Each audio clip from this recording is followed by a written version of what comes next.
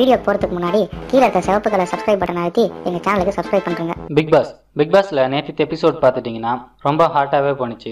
பல கேள்விகளை கமலஹாசன் ஹோம்மேட்ஸ் கிட்ட கேட்டாரு. நம்ம மக்கள் மனசுல இருந்த எல்லா கேள்விகளும் கமலஹாசன் கேட்டாருன்னே சொல்லலாம். அந்த அளவு கமலஹாசன் ஹோம்மேட்ஸை புளிஞ்சு எடுத்துட்டாரு. அந்த பார்த்துட்டீங்கன்னா நேற்று எபிசோட் முடியும் போது ஒரு ப்ரோமோ போட்டாங்க.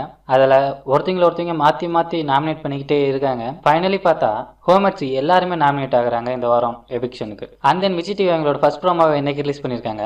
இந்த ப்ரோமோவில் என்ன சொல்லியிருக்காங்கன்னா, எல்லாருமே கார்டன் ஏரியாவில் உட்காந்து பேசிட்டு இருக்காங்க. சக்தி ரைசா சோஃபாலையும் அந்த ஸ்னேகன் காயத்ரி இன்னொரு இடத்துலயும் உட்காந்துட்டு இருந்தாங்க. அப்ப காயத்ரி சொன்னாங்க, கண்டினியூஸா 10 வாரமா வந்துட்டு நீ கெட்ட வார்த்தை பேசுறன்னு நீ சொல்லிக்கிட்டே இருக்காரு அப்படின்னு. உடனே ரைசா சொல்றாங்க, என்னையும் அப்படிதான் சொன்னாங்க அப்படின்ட்டு. உடனே காயத்ரி, தயவுசெய்து உன்னோட என்னை கம்பேர் பண்ணாத, நீ கிடையாது கண்டிப்பா அப்படின்ட்டு. அந்த சக்தியை காட்டுறாங்க. சக்தி வந்துட்டு நீயும் அப்படியே கடன்னு ஓடுற அப்படின்னு சொல்றாரு. காயத்ரி பத்தி சொல்றாரு இல்ல ரைசாவை பார்த்து சொல்றாரு அப்படின்ற ஒரு கிளாரிட்டி கிடையாது. அந்த பாத்துட்டீங்கன்னா காயத்ரி சொல்றாங்க, நீ கெட்ட வார்த்தை பேசுறன்னு அவர் ஏன் சொல்றாரு?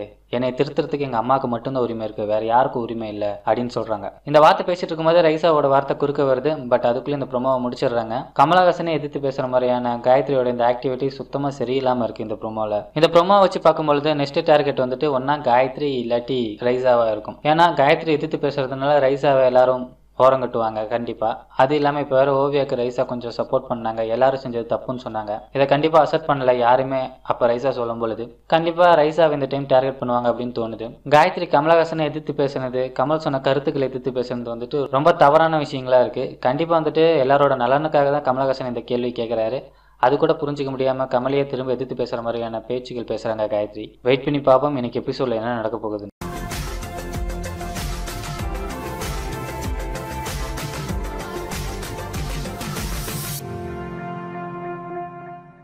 மேலும் இது போன்ற பல தகவல்களுக்கு சேனலை சப்ஸ்கிரைப் செய்யவும்.